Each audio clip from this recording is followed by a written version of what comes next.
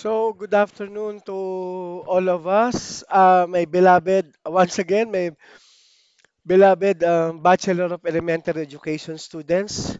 Today we are going to discuss the culturally responsive teaching and the mother tongue-based multi-language education, empowering diverse learners. So this would be a core competency for BED second year students of SMMC. Yeah. So you can pause your video for a short while to read the our learning goals for this topic. Uh, so today, before we discuss the culturally responsive teaching, we must define first what is culture. So culture is a characteristics, knowledge, and beliefs of a particular group encompassing language, religion, social habits, arts, and etc. No?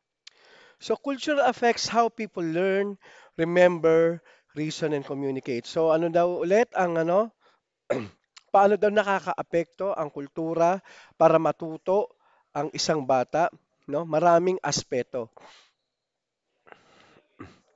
So since we define culture, what is culturally responsive teaching naman?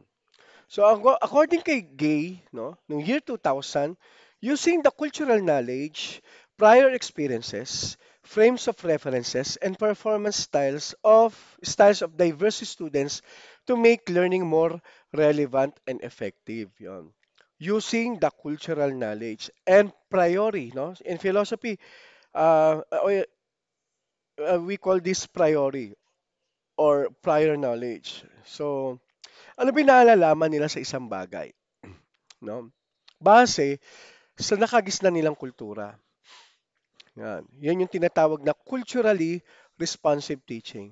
That's why, like what I've said before in my previous discussions, that if we want to teach the students if we want to let the student understand the lesson, use the uh, indigenous stories, indigenous materials, and other indigenous paraphernalias for them to easily learn or acquire new knowledge. So asset-based approach means views students' diverse backgrounds not as a deficits but as strengths and resources. Excuse me. So yung tinatawag na cultural capital.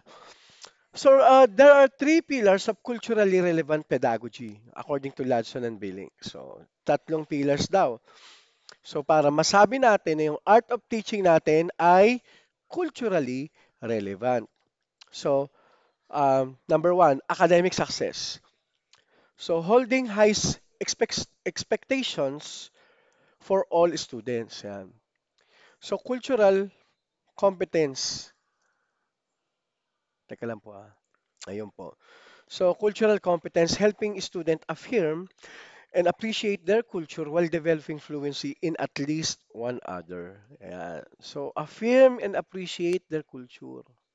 Napakaganda nito kasi you do not have to kill a culture for them to be called culturally relevant citizens.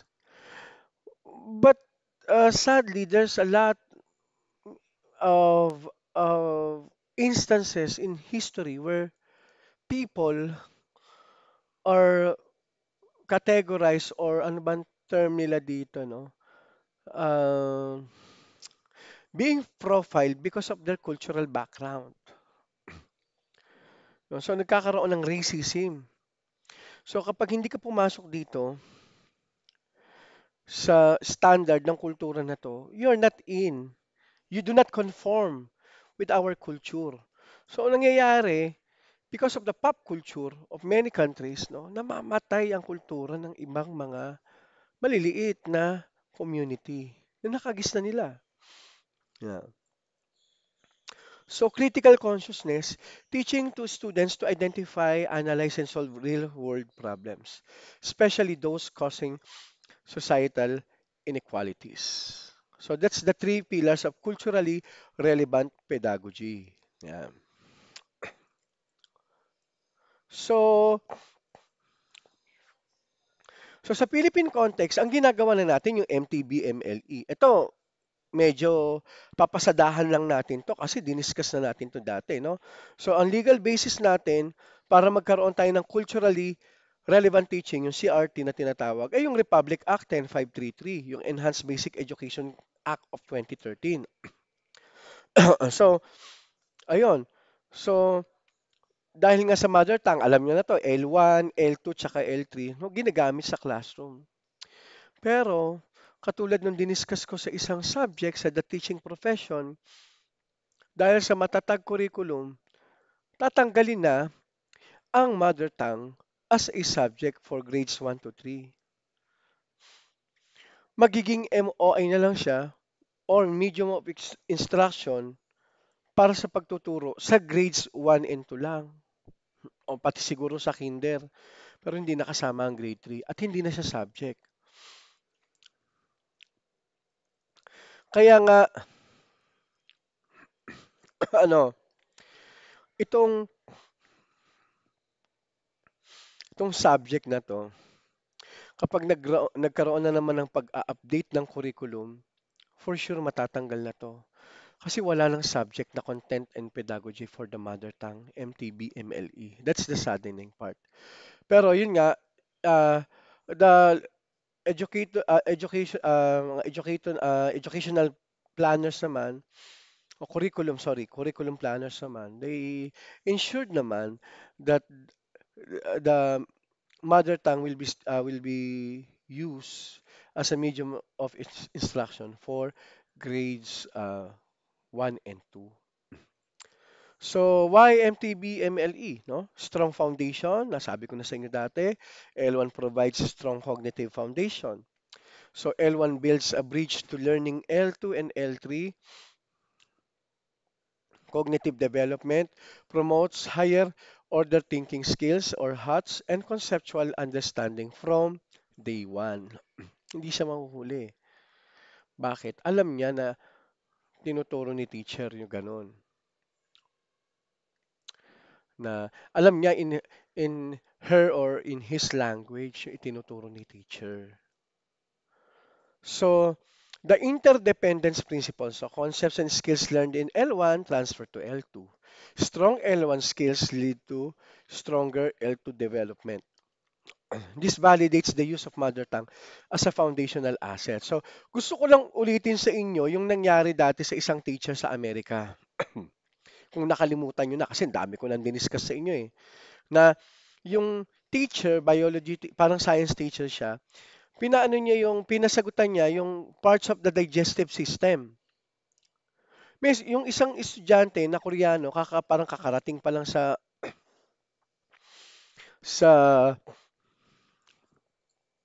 sa America that time. So, hindi siya marunong mag-English. So, sinagutan niya ang parts of digestive system in Hangul. Yan.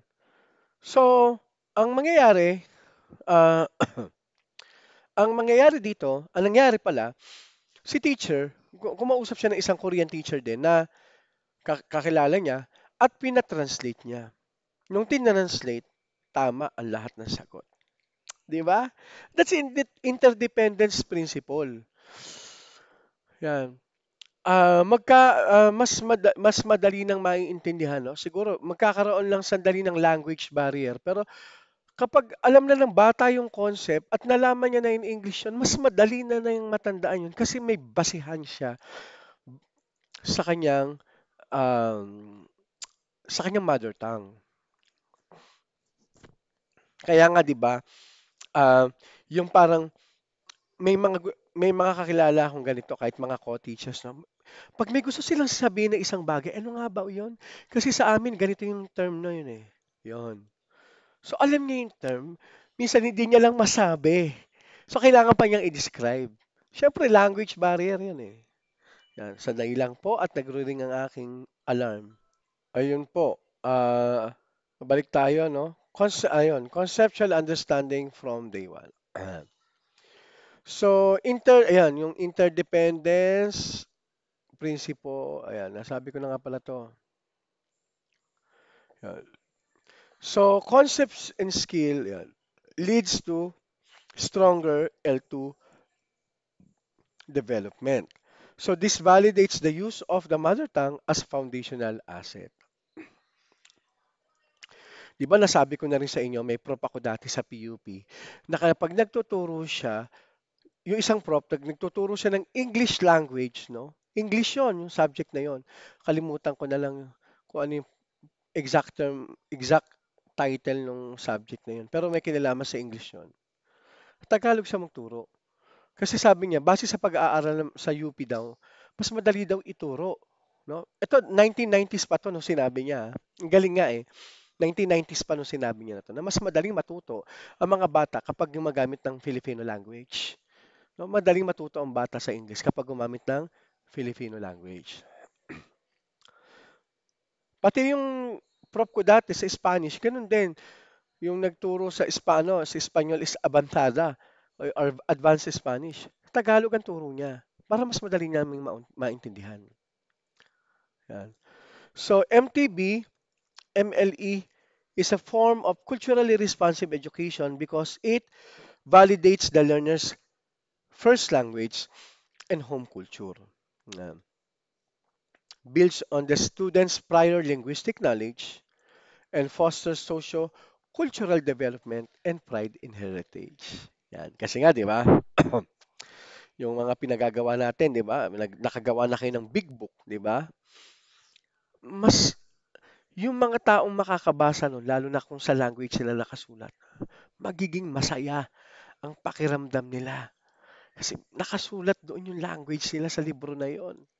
Na usually na nakikita nila in Filipino or in English. No? Magkakaroon sila ng cultural pride. Yan. So, the use of mother tongue yan, to scaffold the understanding of content taught in the language of instruction, no, in the transition phase. So, example, explaining a math concept in Waray before asking students to solve problem in English. No? Scaffold, yan. Siyempre, pag scaffolding, laging nababanggit dyan si Lev Vygotsky, no? Kasi nga, naniniwala siya na kailangan ng scaffolding o suporta para matuto yung bata. Yan. So, yung example dito, yun nga, yung math, tuturo yung konsepto sa waray tapos sasagutan in English. Pero, ayun nga, dapat nga Filipino pa yun, dumaan din sa L2 eh. No? So, what are the stages of MLE program, no? Or culturally informed um, transition. So, sa stage 1, learning entirely in the child's home language, the L1. Tapos, L2, building fluency in L1, oral introduction in L2. Tapos, nagawa na natin to dati, no? Filipino or English, no? So, stage 3, building oral fluency in L2, introduction in L3 to. Actually, L3 introduction in L2 literacy. So, ngayon nga, kung may L3 pa, bawa English yung L3, ganun ulit ang gagawin. So, what are the socio-cultural benefits of this one? So, CRT, MTB, MLE helps students feel valued and respected. Yan. Confident, connected, no? So, connected siya kasi may community at saka parental involvement. Yun yun. Tumutulong ang community para maturuan ang bata. So, talagang pag ganito, isinasabuhay talaga yung African proverb na it takes a village to raise a child or to educate a child. Kailangan talaga ng community, no, para matuto. So, challenging in the deficit mentality. So, deficit view, culture, L1 is a barrier to learning English, Filipino. Yan yung usual na, yung deficit mentality. Ibig sabihin, parang ginagawa ng iba, yun nga, diretso na tayo sa Filipino tsaka sa English. Yung iba nga, di ba, English na diretso eh. So, ano nangyayari? 'Di ba? Nakwento ko na sa inyo 'yan na ang mga bata tuloy na natuto sa English, nagkakaroon sila ng problema sa pag-aaral ng Filipino language, which is supposedly the second language for many of the Filipinos and first language for the Tagalog, 'di ba? For the Tagalog people. So CRT, MTB, MLView, culture, L1 is an asset, no? A resource for academic success. Yan. So, yun eh. Makakatulong talaga ang kultura, no? Pati yung L1 sa academic success. Di ba nga nakakatawa minsan eh, halimbawa yung mga Bisaya na kapag nagsalita, no, medyo matigas yung E, matigas yung O, yan. Tapos, basta ganun, matigas yung kanilang, kasi yan ay regional defect. Kasi, hindi pala regional defect, regional difference kasi yan eh. Pero pag narinig mo mga magbisaya yan, makikita mo kung gaano sila ka-fluent, no? To use their language. So that means they are not fool. Nakuha nyo? Actually, some of them are well-educated people and eloquent speaking their language. Oh? At walang problema. So, translanguaging as a CRT strategy. So, definition nito ay pedagogical use of students' multiple language as an integrated communication system to deepen learning and understanding. So, rather than treating them as separate skills. So, pasensya na, nilayo ko yung nasisilaw ako. So, it allows students to float between languages as needed. Yan. So, yan. Integrated communication system. Yan. So hindi pala siya separate skill, no? Huwag mo siya ito-treat na separate skill na ito ang pagsasalita ng Tagalog ay maigi, no? Ang maganda ngayon, maging part siya ng natural process, no? Para magkaroon ng ng translanguaging, no? Dapat ang pagta-translate o pagkatuto ng mga bata sa pag-aaral ng lengguwahe, natural. Ayun po, no? Natural talaga dapat na matututo ang bata. Yan. So,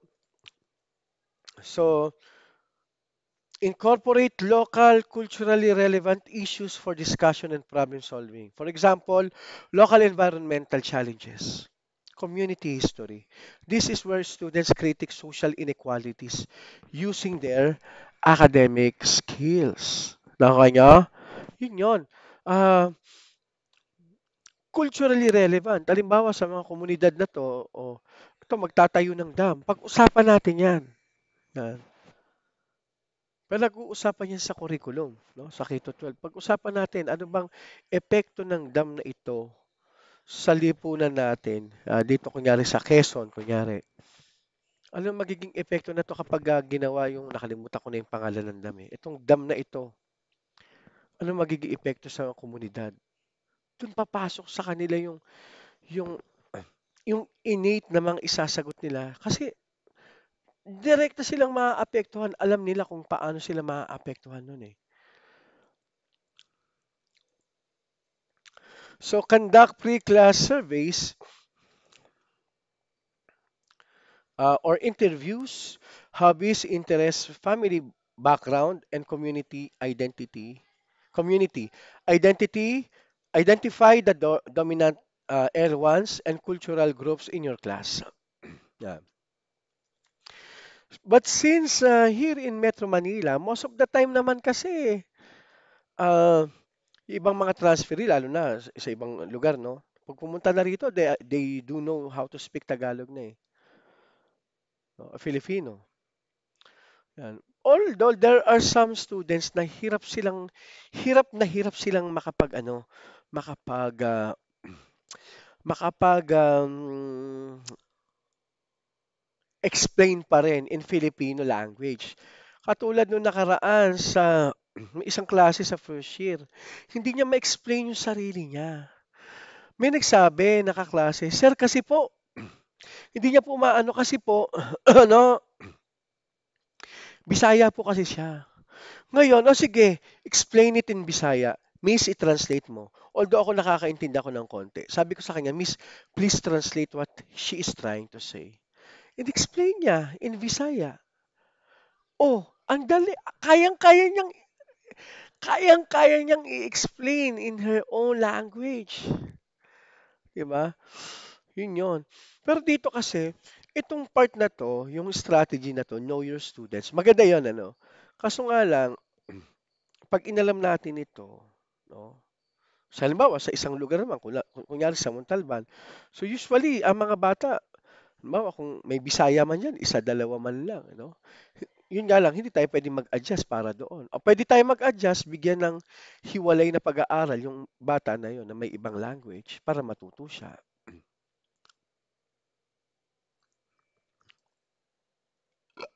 Sorry. So, culturally, yung kaninang strategy, number one, know your students. Number two, culturally relevant curriculum. So you use diverse instructional materials, so local literature, songs, arts, and stories from the students' culture. Incorporate indigenous knowledge systems and practices. Yan. IKSP. Although ito, natalakay na natin to eh. Pero ngayon, nagkakaroon na ng term tulad nito, indigenous knowledge systems and practices. Yan. So, teka lang po ha. So, so into lessons using local farming methods in, halimbawa, ito yung magandang halimbawa, using local farming methods in the science class. So, strategy number three naman, contextualize learning. So, tie academic content, for example, math, science, to students' social communities, real-world problems. So, for example, creating word problems using local market products or popular local games. Yan. So, wag ka lang magbigay ng halimbawa, class, one dragon fruit plus three dragon fruit. Wag nang gano'n. Pwede naman bayabas, ganyan. Yung visualize nila. Nakuha nyo? Kasi kunyari ang bata, hindi pa nakakakita ng dragon fruit. Hindi naman kasi native sa Pilipinas yan, di ba? Yan. Pero kung alam nila, yung mga bayabas, aratilis, ganyan, santol, mangga, yan, gamitin nyo yan. Di ba? Yung apple nga, medyo alam na natin kasi yun yung madalas natin ginagamit eh. Pero halimbawa sa isang community na walang apple talaga silang nakikita, mahirap yung ipaliwanag. Pero kung gagamit ka ng mga prutas sa indigenous sa mga lugar nila, mas madali yung maintindihan. Contextualized learning. Strategy number four, reconsider classroom environment. So display visual aids, posters, and bulletin boards that reflect the diverse linguistic and cultural backgrounds of your students. Use dual language labels for objects. Ito, ginawa nyo na to. At nagpapasalamat ako sa inyo, no, na ginawa nyo itong part na to, na dual language, no. Tapos create a welcoming space where all cultures are seen and valued. Yan, tatandaan yan, ha. So, strategy number five, use culturally appropriate instructional methods. So, incorporate cooperative or collaborative learning, group work, which aligns with many Filipino cultural values. Yan. Bayanihan, pakikisama. So be mindful of different communication styles sa nila. Yan. So so inuulit ko no, be mindful of different communication styles no. Kasi ah maaring diyan magkaroon ng kaguluhan no. Lalo na sa mga sign languages, yan, pati sa mga pronunciation, yan. Kasi baka mamaya ikaw nagtuturo ka ng subject sa mga bata na yan na hindi mo kaparehas ng language, ay magkaroon kayo ng miscommunication through actions and words. Tandaan po natin yan, ha?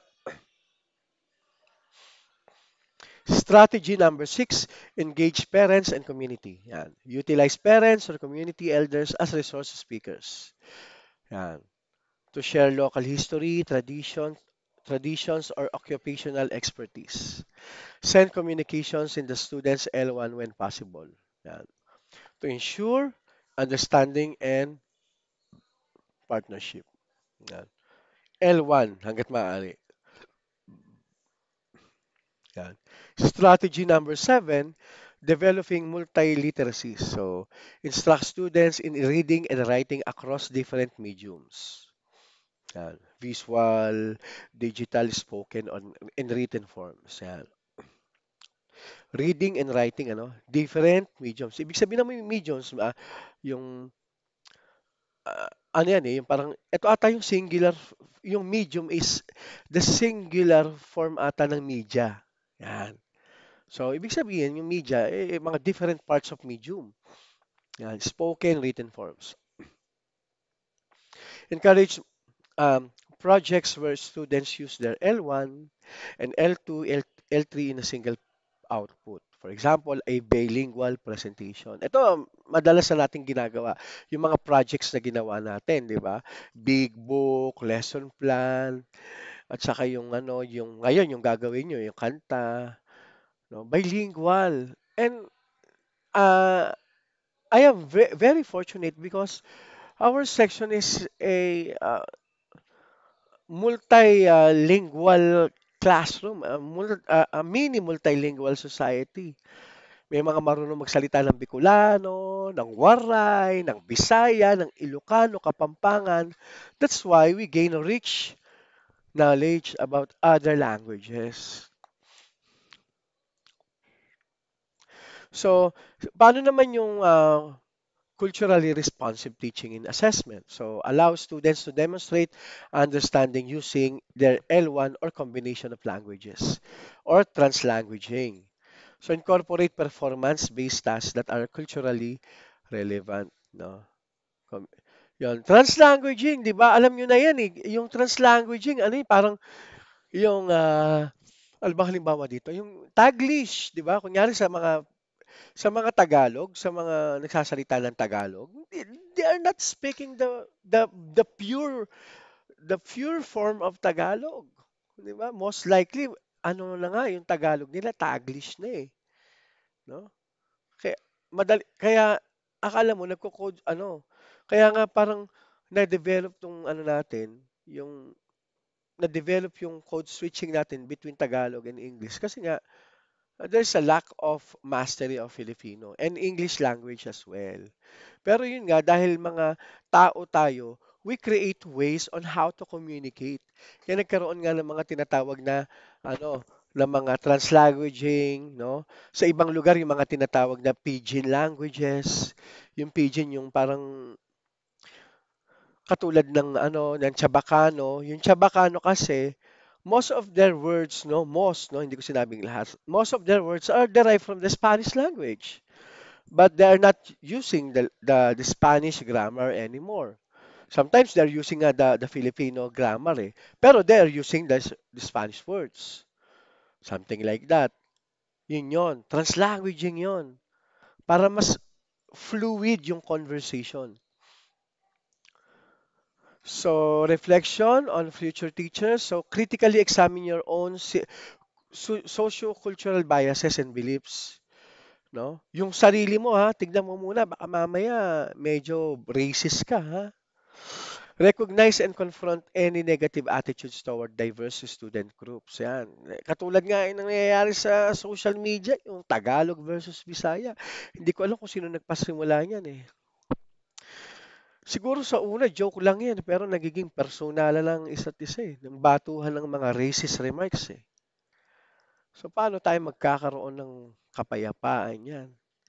Kung tayo mismo na may magkakaiba na language, no? Babatuhan tayo, nagsisiraan tayo. Minsan yung iba totoo, yung iba pabiro, oo, pero yung iba parang pinapatulan na ng seryoso. Yan. Commit to continuous professional development on cultural diversity and MTB MLE. So you are the bridge. Ikaw, You help students navigate the school's culture and their home culture. Yan. So, tatandaan nyo to. Yan yung summary. Basahin nyo na lang. Paki-post. Yan yung diniscuss natin kanina. Yan yung summary. So, yung challenges and opportunities. Sa challenges, lack of L1 materials. Need for deeper teacher training. Varying language proficiencies among teachers. So, yun ang kulang, no? Kaya nga, ang pinakamagandang, usually, yung ibang teacher talagang nagde-devise na lang ng sarili nila. Naghahanap lang sila gumagawa sila ng mga sarili nilang lesson plan na aakma sa mga pangangailangan ng mga ng estudyante na may local languages, L1. Pero ang opportunities naman, stronger student engagement, higher achievement, and preservation of cultural heritage. So just weigh in the pros and cons of culturally responsive teaching. And I think the opportunities weighs much more than the challenges. So, a call to action, you are the future culturally responsive teachers. Kayo mga ma'am and sir. And embrace the diversity of your learners. Embrace it, ha? Just like what I did to you, class. I embrace all cultures, no? Languages, di ba? I did not laugh at you when you commit mistakes because I know that language is not a perfect thing, di ba? It's just a way of communication. Hindi ka dapat laging magiging perpekto sa lengguwahe o sa wika. So, sabi nga ni Nelson Mandela, if you talk to a man in a language he understands, that goes to his head. If you talk to him in his own language, that goes to his heart. Di ba? Ayun. With that, no? Maayong hapon kaninyong tanan. Okay? So, maraming salamat at God bless. Thank you.